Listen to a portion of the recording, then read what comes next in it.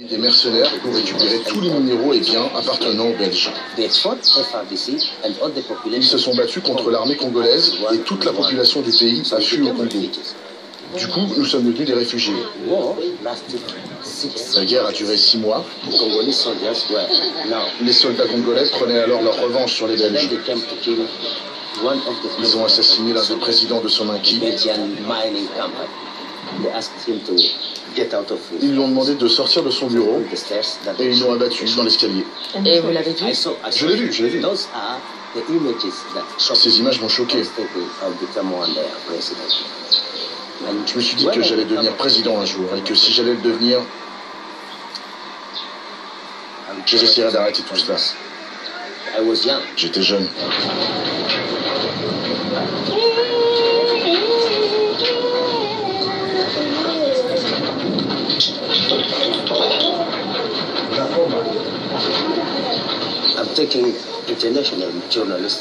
J'aide les journalistes internationaux qui s'intéressent aux sujets différents. Certaines viennent à cause des minéraux, d'autres à cause des violations des droits de l'homme, des meurtres, de toutes sortes de choses. Bonjour. Bonjour. Bonjour tout le monde. Merci. Il ne faut pas que mes enfants vivent comme moi. Parce que pour devenir fixeur, il faut passer par beaucoup de souffrances et dangers. Je demandais Dieu de me donner de la sagesse. De la sagesse pour ne pas enrager trop vite. Et cette qualité m'a beaucoup aidé. J'ai été témoin d'énormément de choses. Donc je sais ce que je fais. Je sais quand il faut s'arrêter. Je sais quelle carte je dois jouer. Parfois, vous devez faire face au diable et aux bonnes personnes en même temps. La majorité de notre population ne sait pas ce qui se passe, même au Congo. Toutes les histoires de crimes, d'insécurité, de vol et de viol au Congo sont liées aux minéraux. C'est un scandale. Ils appellent ça un scandale géopolitique. Parce qu'ici, on a de l'uranium. C'est de l'uranium du Congo qu'ils ont largué sur Hiroshima et Nagasaki. Nous avons du cobalt, nous avons des diamants, nous avons de l'or, du coltan, de la cassitérite, nous avons de la tourmaline. Ici au Congo, nous avons tous les minéraux qu'on peut imaginer. Et bien d'autres encore, dont nous n'avons même pas idée.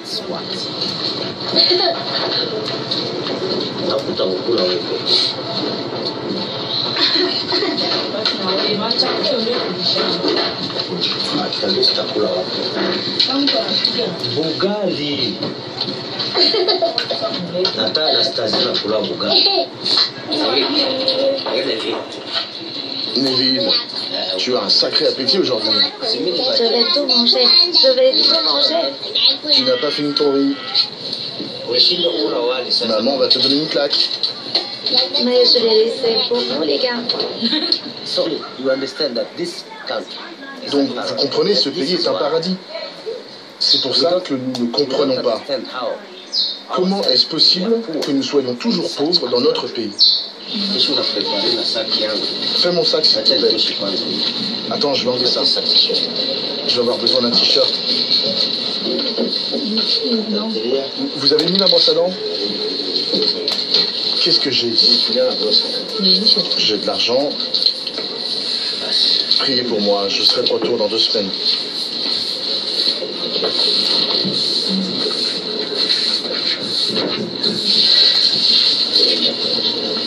Sois sage.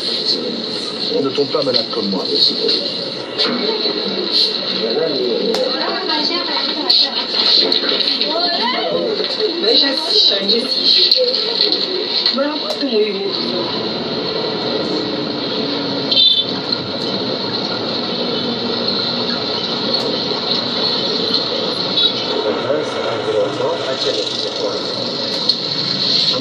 Je vais demander où est le ministère. Où est le ministère de l'Information? Le département. Division. Oui, désolé, le département de l'information. Tu ne sais pas?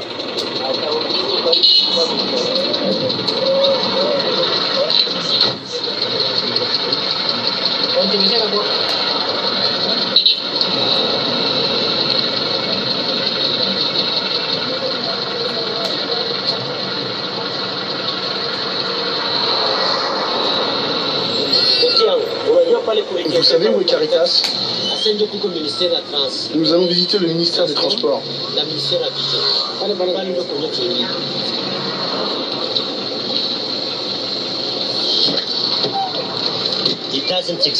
Il n'existe pas. Le service de renseignement nous a envoyés à l'endroit qui n'existe pas. Personne ne connaît l'endroit, mais ils m'ont envoyé au ministère des Transports et des Communications. Et ils m'ont dit peut-être que vous pouvez y trouver cette division. Je pense que nous allons finir par le trouver, ou peut-être même par le créer pendant que nous sommes ici. Je n'aime pas Bukavu. Tout le monde se prend pour un chef ici.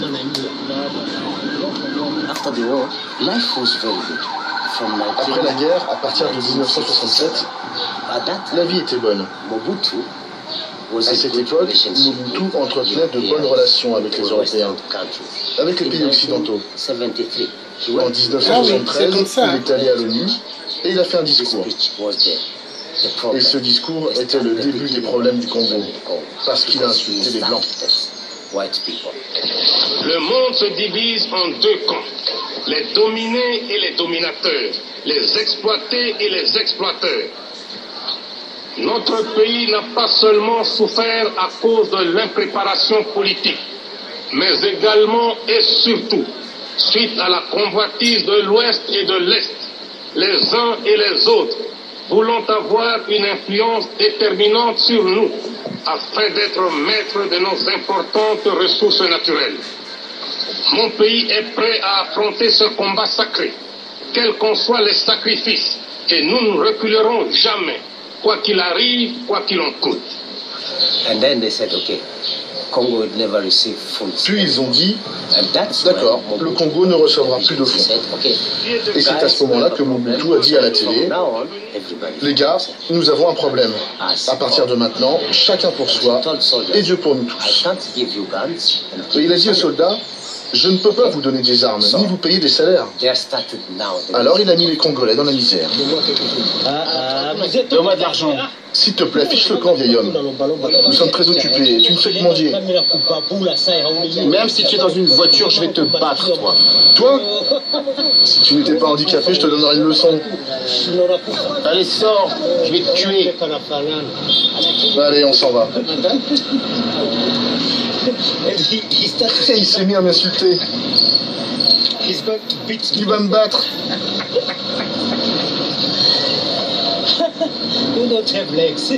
Mais tu n'as pas de jambes. Toute la population est dans la misère. Nos pères n'étaient pas payés. Donc, quand vous êtes à l'administration, avant qu'on vous signe un papier, c'est « donnez-moi $20 ». Vous voyez? Et c'est devenu un système.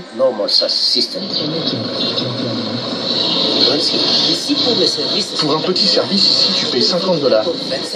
Ensuite, ils te demandent 25 de plus pour le patron, tu vois? Le Congo est vraiment malade. Je ne sais pas comment on va pouvoir s'en sortir. Je n'arrivais pas à trouver un emploi. Du coup, je suis parti au Rwanda. Au Rwanda, je travaillais dans des hôtels. C'est là que j'ai commencé à jouer de la musique. J'ai rencontré un groupe de jeunes Congolais. Alors nous avons fondé un groupe de musique. On a eu beaucoup de succès à Rwanda.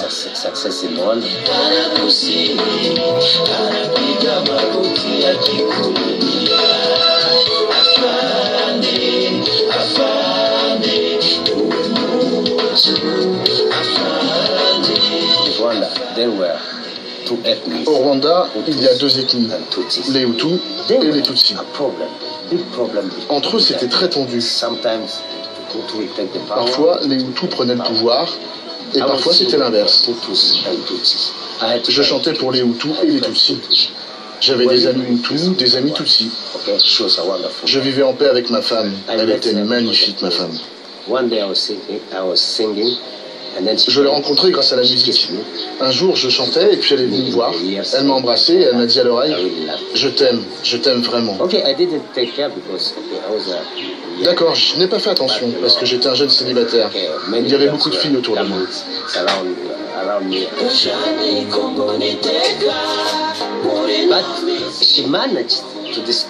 Mais elle a réussi à découvrir où je vivais. Ensuite, elle est venue chez moi 4 jours plus tard. Et puis c'était fini. Je suis tombé amoureux d'elle. Hello. Hello, it's done. Nous avons vécu 8 ans ensemble avant qu'ils ne viennent la tuer. La plupart des victimes ont été blessées par les troupes gouvernementales ou leurs milices alliées qui abattent systématiquement des civils dans ce qui semble être une tentative d'extermination des 700 000 membres de la tribu minoritaire Tutsi. Nous sommes restés pendant le génocide. Nous avons tout vu. Personne ne pouvait croire qu'ils allaient tuer jusqu'à près d'1 million de personnes, uniquement parce qu'ils étaient Tutsis. J'étais dans le salon avec mes enfants. On jouait. Je jouais de la guitare avec eux et leur montrais. Elle était dans la cuisine. Et puis 4 musiciens d'Interamwe ont débarqué. Ils étaient bien armés, ils avaient des fusils. Ils ont dit, nous cherchons le serpent qui vit ici. J'ai dit, quel serpent? Quand elle a entendu les voix, elle a cru que c'était mes amis du groupe de musique. Elle a ouvert la porte de la cuisine et l'un d'eux a crié, voilà le serpent que nous cherchons. Alors ils l'ont tirée de la maison, ils voulaient la tuer avec les machettes. Les enfants étaient là et je leur ai dit, s'il vous plaît, au lieu de la tuer avec des machettes et des couteaux, tuez-la avec des balles. Et puis ils ont dit, non, non, on ne tue pas les serpents avec des balles, c'est une perte pour nous. Puis ils ont commencé à la battre. J'ai payé 5 000 francs rwandais pour qu'ils tuent ma femme avec des balles.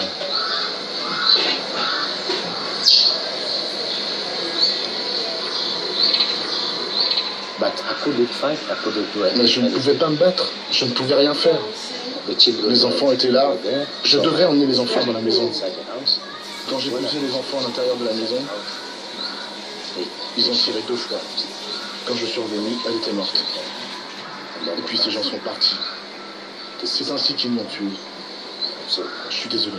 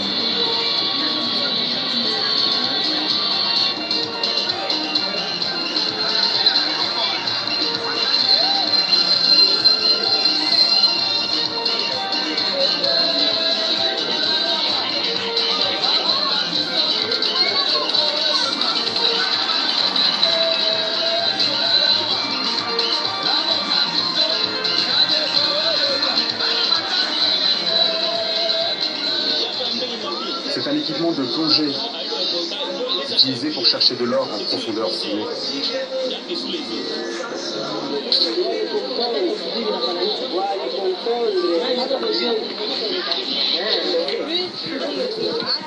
Laisse la moto. Ne la prends pas avec toi. Lâche les freins. Allez, où, ne touche pas.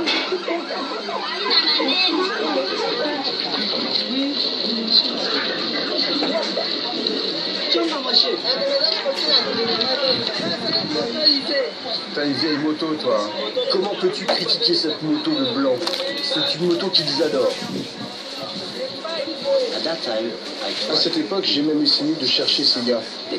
Les gens qui ont tué ma femme ont traversé la frontière 2 mois après moi, parce qu'ils ont été chassés du pouvoir. Ils ont perdu le contrôle sur le pays. Ils ont dû se réfugier au Congo. Ok, tout droit, tout droit. Ah, et voilà notre grand moyen de transport. Dès leur arrivée, les rebelles rwandais ont pillé nos minéraux. Voilà ton sac, grand-mère. C'est trop lourd. Tu veux te tuer? Prends soin de toi, pour que tu ailles. À l'époque, au moment du boom de coltan, 1 kilo coûtait $100. Alors tout le monde s'est mis au coltan. C'était pendant la guerre. Toutes les mines dans la brousse étaient contrôlées par les rebelles. Des avions de l'Ouganda, de la Tanzanie, du Rwanda venaient directement et atterrissaient dans ces petits aéroports. On les a vus.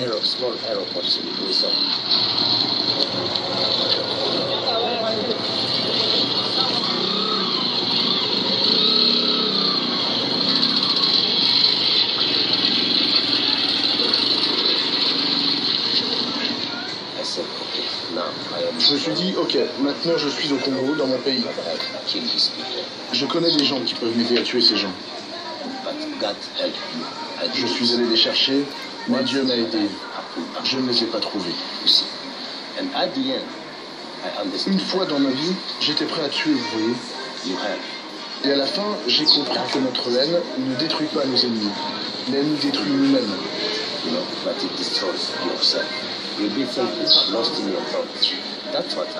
On se perd dans nos pensées, c'est ce qui m'est arrivé. Je me détruisais et je détruisais aussi mes enfants. Parce qu'ils avaient besoin de moi pour être forts, ils avaient besoin de tout mon amour. Alors j'ai commencé à prier Dieu de me donner la force de pardonner et d'oublier.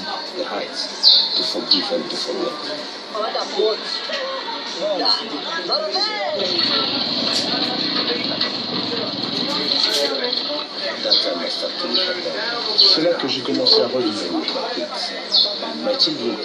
J'ai commencé à blaguer, à jouer avec mes enfants. Et mes enfants ont commencé à changer complètement. Il a fallu peut-être 5 ou 6 ans avant que je retrouve les forces pour vivre. Ce n'était pas facile, mais il n'y avait pas d'alternative. Tu as un câble cassé? Oui, pas de problème pendant la montée, mais là il s'est cassé. Pas de chance. Cette route a été construite par les Blancs qui dirigeaient la Sominki. C'est loin des mines? Des mines? Oui. Il y a beaucoup de mines là-bas. Je sais que près du village, il y a beaucoup d'endroits où les gens creusent la terre en quête des minéraux.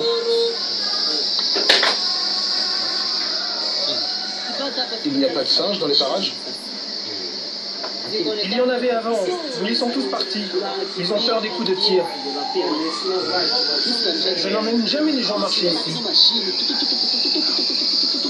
Je pousse la moto lentement, comme ça. J'essaie de faire face à la mauvaise route, aux mauvaises choses en général. Notre problème maintenant, c'est la moto derrière.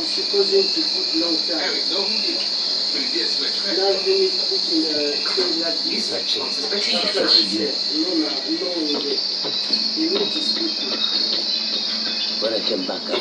Quand je suis rentré du Rwanda après le génocide en 1994, j'ai commencé à travailler pour la MONUSCO, la mission des Nations Unies au Congo. À cette époque, il y avait la guerre partout. Partout on tuait les gens et la MONUSCO ne pouvait rien faire. Pourquoi?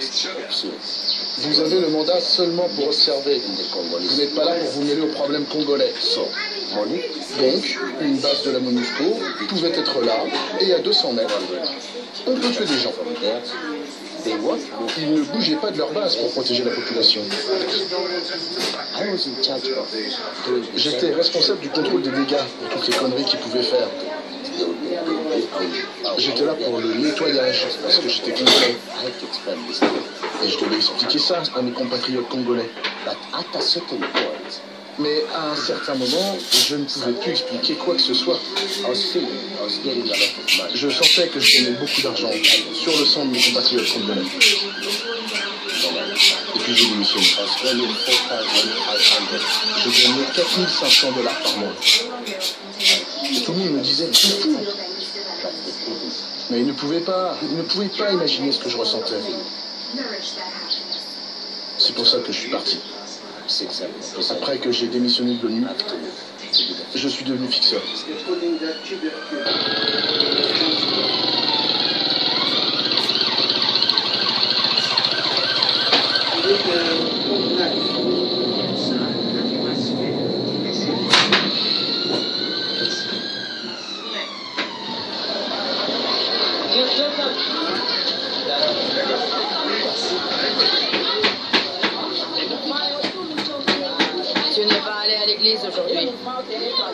Tu continues à parler de la Bible, mais personne ne connaît la vérité. Je ne crains que Dieu. Non, tu n'as pas peur de Dieu. C'est quoi ma faute maintenant? Si tu craignais Dieu, tu n'agirais pas de cette façon. Tu joues pour la caméra. Il triche toujours. Joue.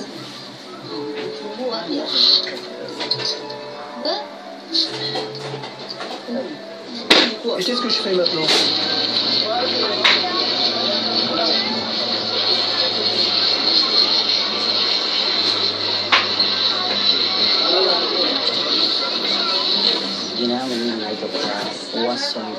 Je m'appelle Wassam Okengu. J'ai une femme et 7 enfants. Je vis ici alors que ma femme et mes enfants vivent à Bukavu.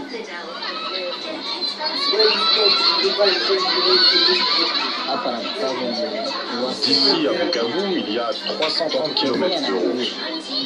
C'est à peu près 7 jours de marche. Je prends l'avion pour leur rendre visite 2 fois par an. Je ne peux pas me permettre de voyager plus souvent. Eh les motards, vous avez votre propre nourriture. Pourquoi vous êtes tous venus ici? Mange doucement. Ne vous précipitez pas pour qu'ils ne voient pas que nous avons si peu de nourriture et que nous avons faim.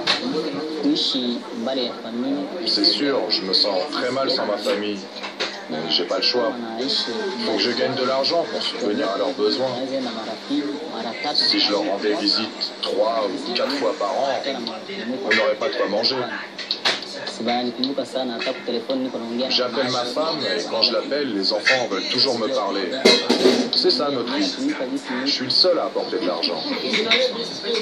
Regardez, il y a le superviseur et son manager. Ils n'ont même pas de jeep. Demain, on va aller à la mine coopérative que je supervise. C'est moi le patron là-bas. Ces mines sont passées de génération en génération. Je ne peux pas les abandonner.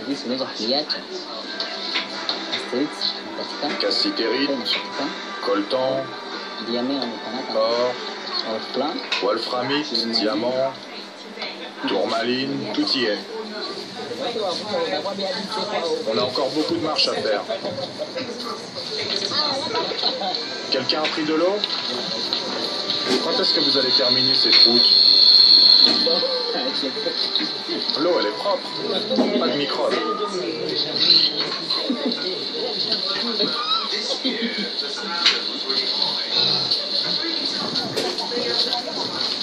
Ah, j'espère que le prix du coltan augmentera cette année. On travaille pour rien. Je suis pas sûr qu'il puisse passer par cet arbre.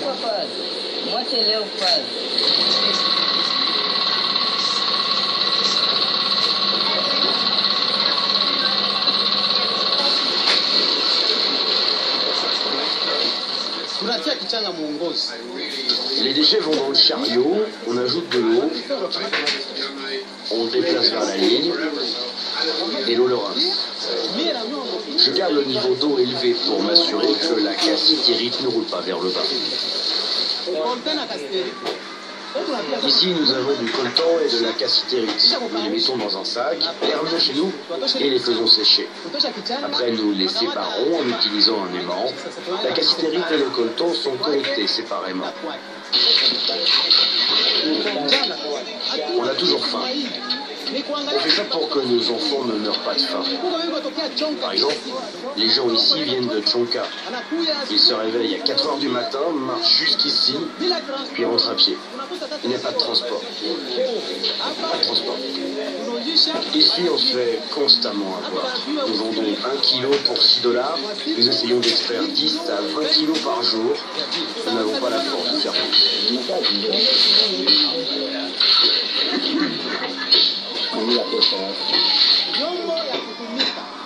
Quant à notre équipement, tiens, donne-moi une pelle. Certains des outils que nous utilisons pour creuser sont très vieux. Ils sont sur le point de casser. Pour acheter une nouvelle pelle, j'ai besoin de miner 10 kilos. 10 kilos pour une pelle. Qu'est-ce qu'on peut faire d'autre dans cette région? C'est notre destin. Celui qui n'est pas assez fort rejoint l'armée ou les gangsters. Mais les forts travaillent ici.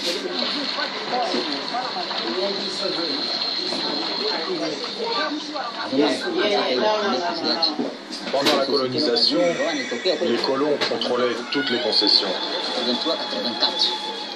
En 83, 84, on a pris le contrôle sur les activités minières.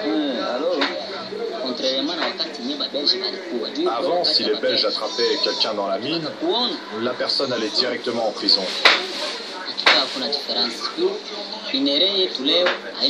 Pour être honnête, les choses n'ont pas vraiment changé. Ce sont toujours les étrangers qui en profitent, alors que nous sommes toujours aussi pauvres. Même si on n'est plus des esclaves non rémunérés, on gagne quand même très peu d'argent.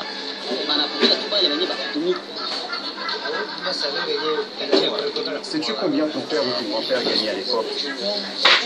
Ils étaient payés avec du sel, des vêtements. Oui, du riz. Oui, du riz. Du riz, et parfois ils n'avaient rien. Parfois, au lieu de payer, on réduisait juste le montant de leur dette alimentaire. Nos ancêtres ne savaient pas que les minéraux avaient de la valeur. On s'en est rendu compte que récemment. Mon mari a travaillé pour eux presque jusqu'à sa mort. Il n'avait pas de pension. Tout ce que j'ai maintenant, c'est une minuscule cabane près du village où nous vivons ensemble.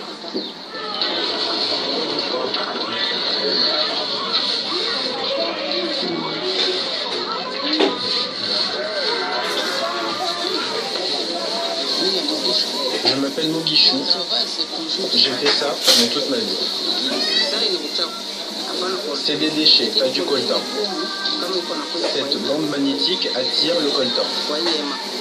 Je le sépare des déchets. Après avoir obtenu les minéraux, nous les traitons et séparons le coltan. Nous les mettons dans des sacs et nous envoyons les minerais à Bukavu en avion. Personne ne nous dit où on les envoie après cela. Souvent, ils disent que le prix a changé ou a chuté.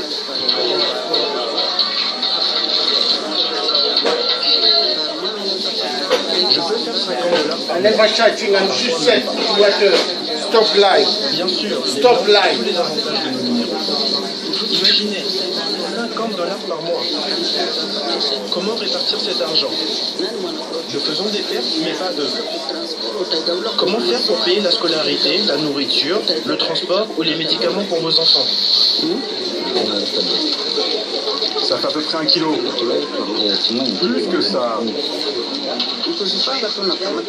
Il faut être agile et on ne peut pas survivre sans s'endetter. J'ai travaillé avec des Blancs. Le dernier venait du Canada. Mais quand la guerre a commencé, il est parti et je suis resté seul.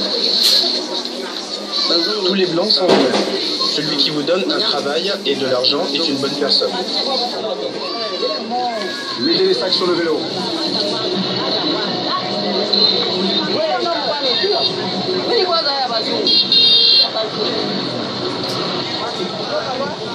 C'est bien moi.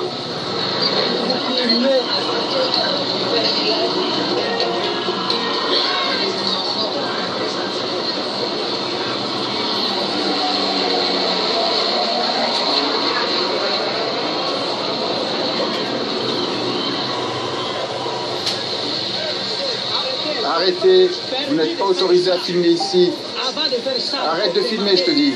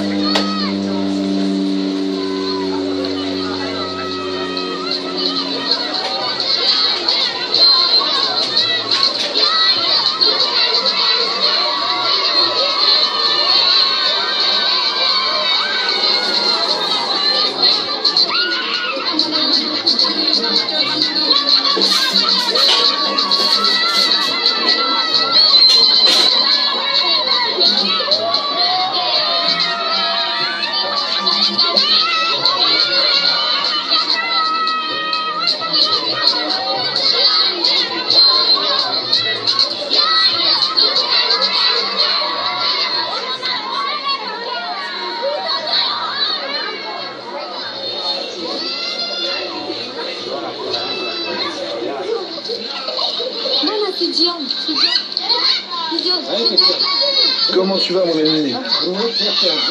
Est-ce que je peux essayer, s'il te plaît? Oui, bien sûr, essaye. Pouvons-nous monter, s'il vous plaît? Et où? Seulement 2 à la fois. Nous voulons monter aussi. Il n'y a pas que... Pas tes ça tu me dis, hein?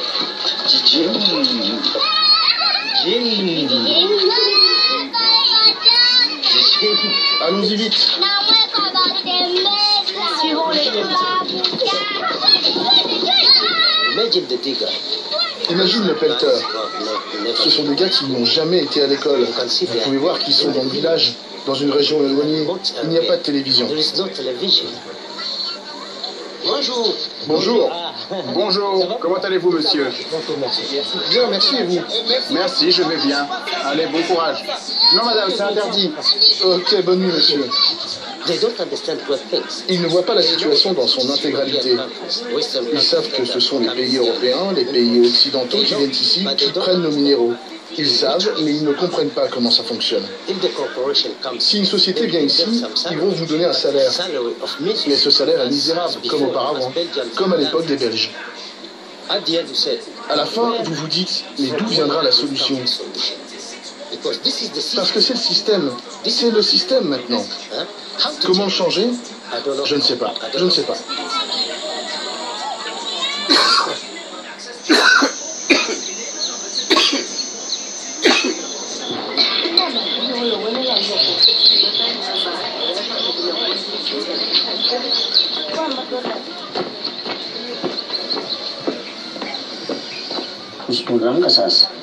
Mettez de la lumière ici. Tout ce qu'il faut pour commencer la matinée à Goma. Moi, je vais prendre le micro, vous êtes sur la météo.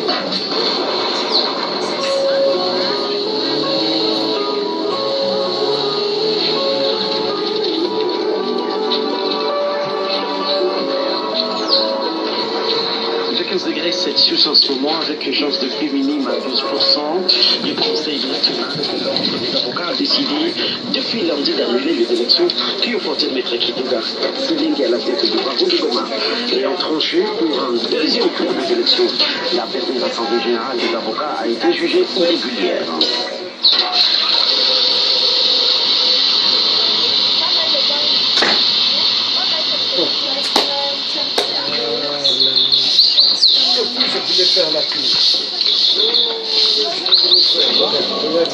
Benja, au revoir. Au revoir tout le monde. Salut. Salut, papa. Je bénis. Allez, je vais au travail. J'espère que tout ira bien, papa. Nous avons optimisé la date du 31 juillet comme date de la fin de l'enrôlement sur l'Assemblée d'élection nationale, la date du 30 octobre 2017 comme présidentielle, législative nationale et les provinciales.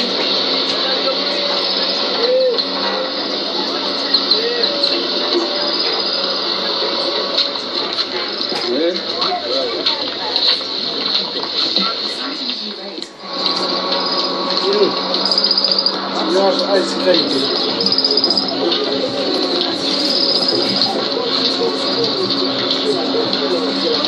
Give me one.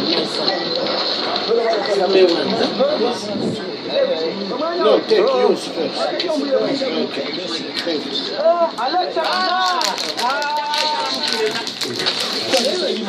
C'est tout ce que vous avez extrait hier? Hier ou aujourd'hui? Aujourd'hui. Vous avez cassé ce gros rocher? Ouais.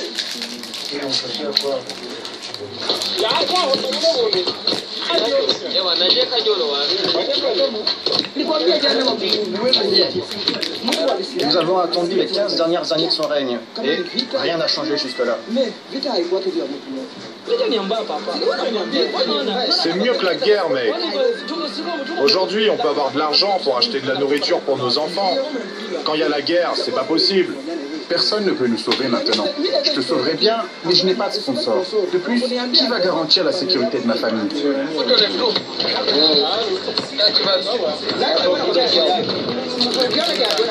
C'est sans fin.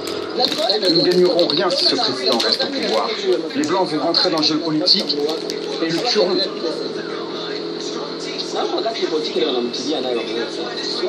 On ne sait jamais ce qu'ils ont dans leur agenda. De toute façon, les Blancs élisent nos présidents, ils les mettent au pouvoir. C'est ça notre vie.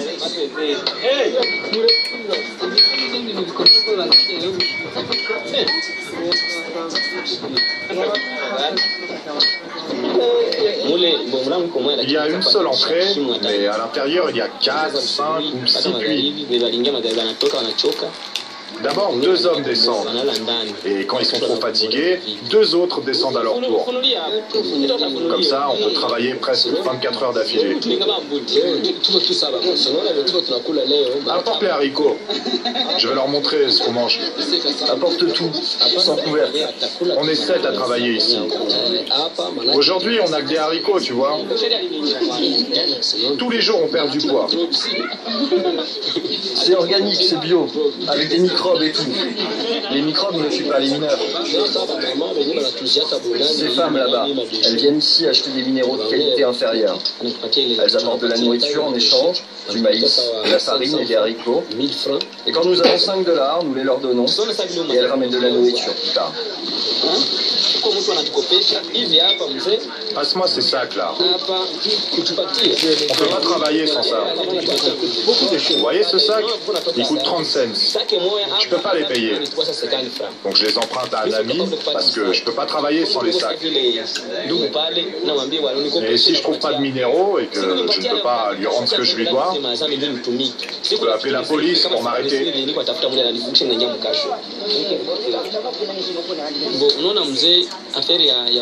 Regardez, on extrait des minéraux pour les Blancs. Après, on les récupère et on les vend à Bukavu. On va dire qu'en arrivant, on pensait qu'on les vendrait 10 $ le kilo. Et eux, ils nous disent que le marché s'est effondré à Londres. Moi, je ne sais pas ce qui se passe à Londres. Alors maintenant, ils ne peuvent payer que 4 $ le kilo. Et moi, je n'ai pas le choix.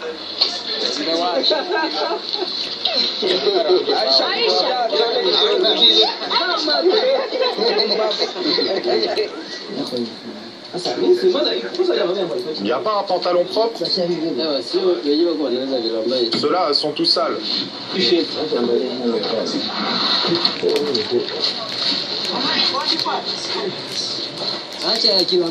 Ôte tes mains de mon matériel. Tu enfiles tout ce que tu vois. C'est à toi? Oui. Emprunte cet argent à quelqu'un d'autre si possible. Je suis à la ligne pour régler le problème, alors emprunte maintenant. Et où est le marteau? D'accord, on y va.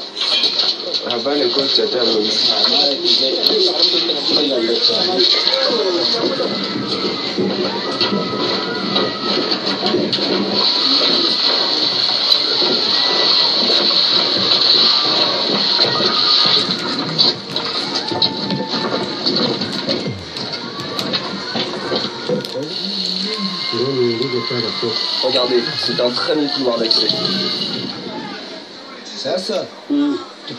On abat ce mur ou on va plus bas?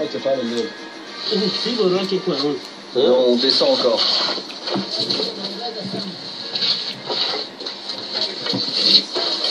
On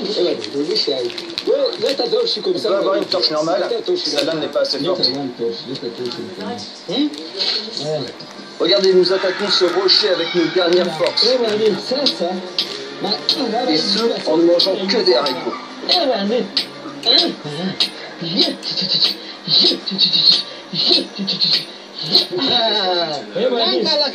C'est un rocher solide. Allez, verse de l'argent sur moi. Peut-être que nous devrions aller plus bas. Non, il faut juste taper plus fort. Eh oui, c'est l'argent qui est en jeu, on est là pour ça.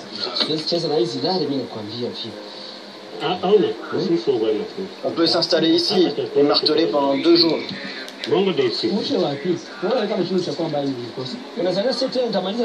Tu penses que dans 20 ans, on aura fini, ou qu'il me faudra encore 20 ans pour en finir avec ce rocher?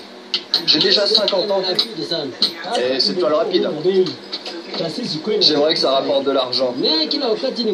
Peu importe combien nous travaillons, le prix reste le même.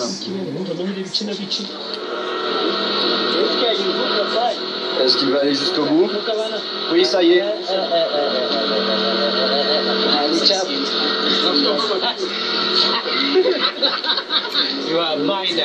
Regardez le caméraman, il a cogné sa tête. Maintenant, il comprend comment on souffre tous les jours.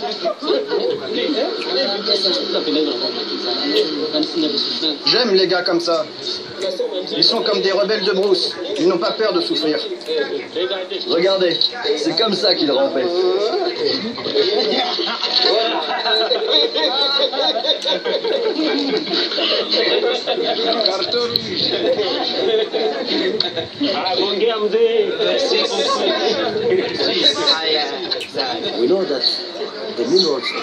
Nous savons que les minéraux du Congo ont aidé de nombreux pays à se développer.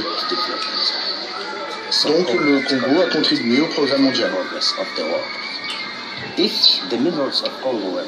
S'il n'y avait pas de minéraux du Congo, l'économie du monde chuterait et beaucoup de pays souffriraient vraiment. Imaginez s'il n'y a plus de téléphone. Mon Dieu, mais comment pouvons-nous revivre dans un monde sans téléphone, sans ordinateur, sans avion? Ce serait vraiment un désastre. Nous retournerions à la période préhistorique, vous voyez.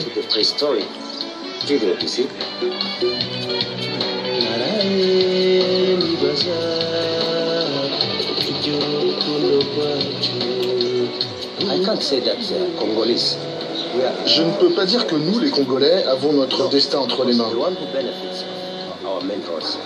Non, car ceux qui profitent de nos minéraux, ce ne sont pas les habitants locaux, mais ce sont les pays occidentaux qui prennent tout. Ils s'enrichissent, tandis que nous devenons de plus en plus pauvres. J'ai peur même pour mes enfants, parce que dans ce système, ils resteront des esclaves pour toujours. Nous ne serons jamais assez puissants pour défier les pays occidentaux. Donc, notre avenir sera un avenir d'esclaves. Je ne pense pas que nos enfants soient en mesure de résoudre le problème que nous n'avons pas résolu.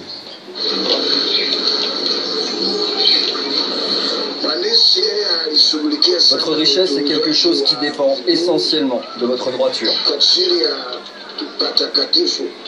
Faire quelque chose de bien au nom de Dieu fait de vous une personne juste. Si vous avez réussi à construire une maison, c'est seulement parce que Dieu a vu que vous en aviez besoin. Dans la région de Kanola, on commémore le 10e anniversaire de la tuerie de masse de la population locale.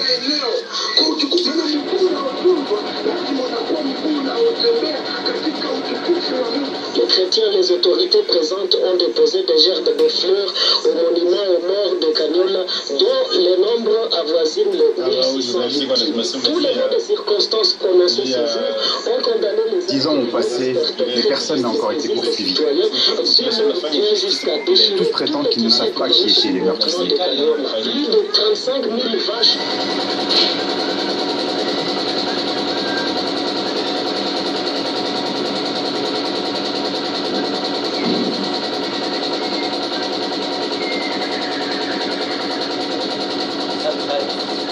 Parfois, c'est très difficile pour moi de le garder à l'intérieur. Ça m'aide parfois à pleurer. Après, je me sens libéré en quelque sorte.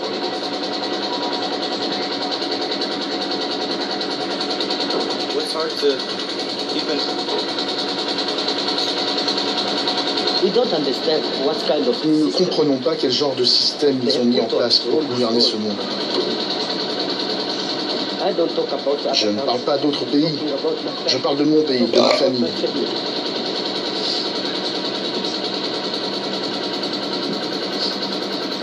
Et le pire, c'est que je ne vois pas. Je ne vois pas de solution. Je ne pense pas qu'il y en ait une.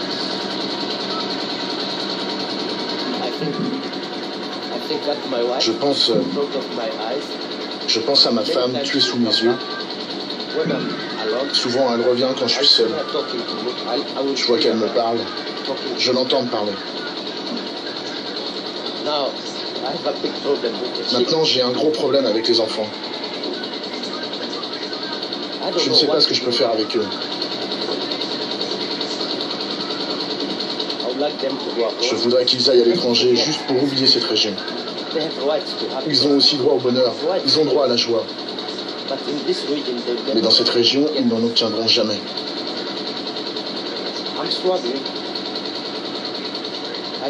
Je me bats.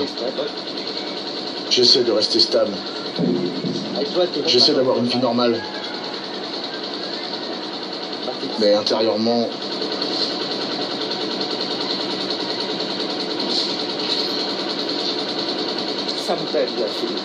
Parfois, je sens que je suis mort.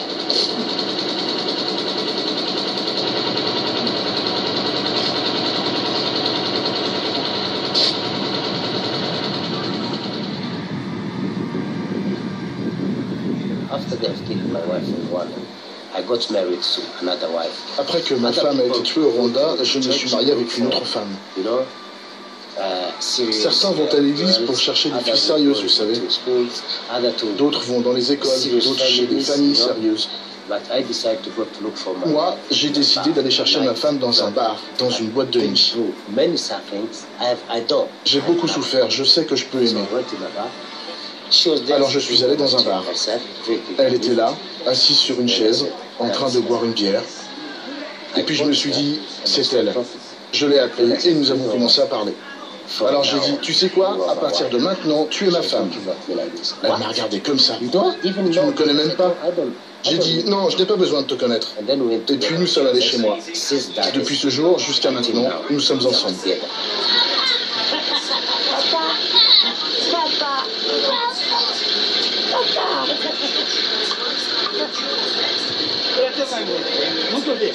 Comment tu vas, Moïse? Ça va? Salut, Vexo. Aide-moi avec le sac, s'il te plaît. Oh, Sophie! Elle est allée au bar par hasard pour se détendre? Non, c'était une prostituée. C'était vraiment une prostituée. Mais elle a tout oublié. Et parfois, elle me regarde et me dit « Merci, parce que si j'avais continué, je serais peut-être morte maintenant. » Alors je lui dis « Ne me remercie jamais. Comment peux-tu me remercier? Je t'aime, c'est tout. » Il n'y a plus d'électricité? Non, ils viennent de le couper. Ça va durer longtemps? Non, ils vont le rebrancher bientôt. Bon, alors, je sors fumer une clope. Alors sors dehors. Ou au moins, mets ta main par la fenêtre.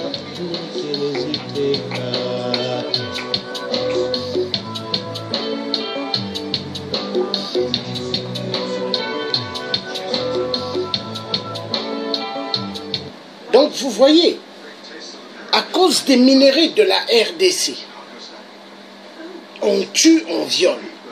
Et le peuple souffre. Ce monsieur qui a parlé, il m'a fait de la peine. C'est un papa qui a 50 ans.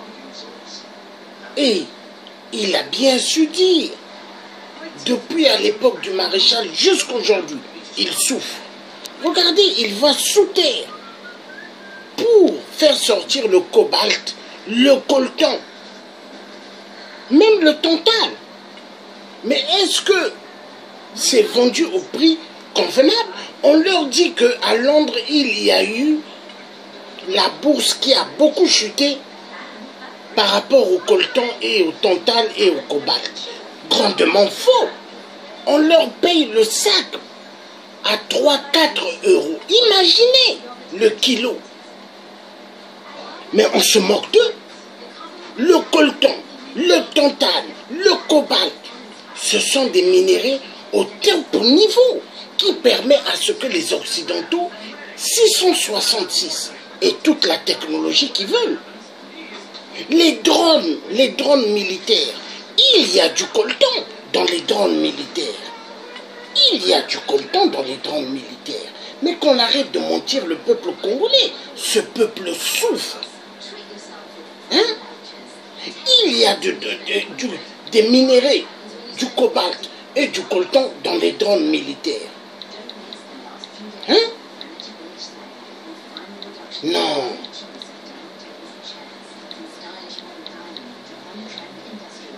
Ça fait hyper mal. L'histoire du Congo RDC, ça fait mal au cœur. Ça fait mal au cœur.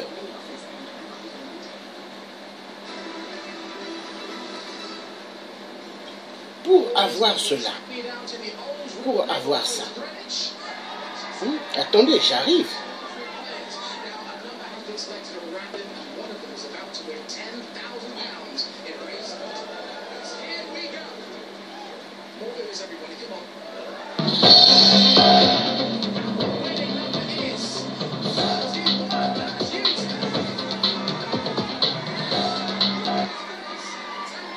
Aérienne absolument époustouflante, mais c'est dans le domaine militaire qu'ils ont radicalement changé les choses et même modifié la stratégie. Dans ce reportage exceptionnel. Vraiment redoutable. Voilà, attendez. Voilà, pour avoir les drones, regardez. Quelques instants plus tard, il y a le coltan, le cobalt, les drones militaires. Regardez. Le grand frère du Predator, plus grand, plus puissant, plus létal. Notre destination est proche, la base militaire américaine de Holloman.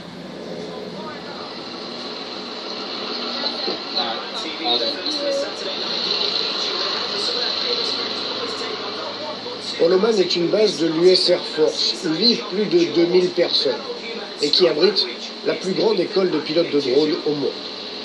Ces armes sont controversées, alors sécurité oblige, notre contact sur place a préféré masquer son nom. Le commandant Matt, après des milliers d'heures en vol, est devenu pilote de Predator, puis instructeur. Holloman est une école où on apprend une chose rare, faire la guerre sans être déployé sur le terrain. Avec un avion piloté à distance, nous sommes aux États-Unis et nous pilotons un avion qui se trouve à l'autre bout du monde. Donc nous rentrons à la maison à la fin de chaque journée. C'est différent. Mais le potentiel est énorme. C'est un soutien important pour les hommes sur le terrain. Et ils le demandent car ils savent qu'on fait un bon boulot et que nous sommes contents de le faire. Un drone Predator peut rester 24 heures en vol, alors plusieurs pilotes se relaient lors d'une même sortie.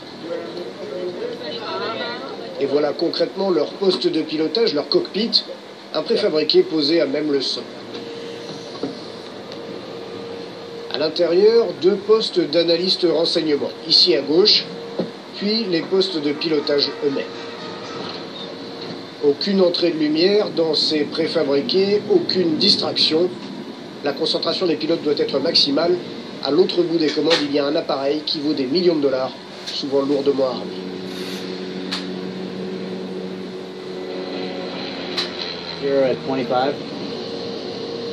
Aux côtés du pilote, l'opérateur capteur est l'officier chargé de diriger la caméra et le radar du drone. Le pilote à gauche doit se concentrer sur la navigation. So I'm going to start turning the aircraft in that direction if you can get the sensor ball over there.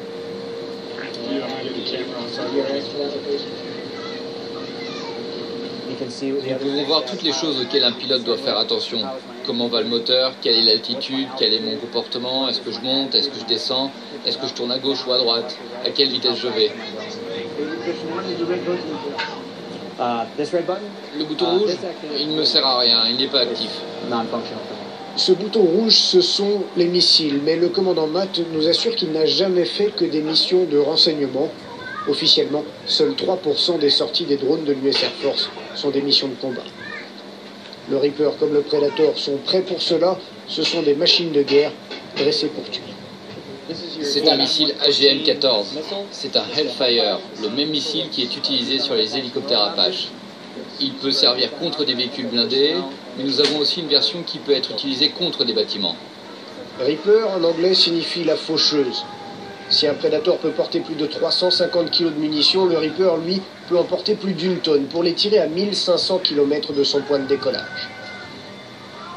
Traditionnellement, les noms de l'équipage sont inscrits sur les appareils, mais comme pour les officiers, ces noms ont été consciencieusement cachés pour notre passage. Bien visible en revanche, la haute technologie des équipements. Voilà.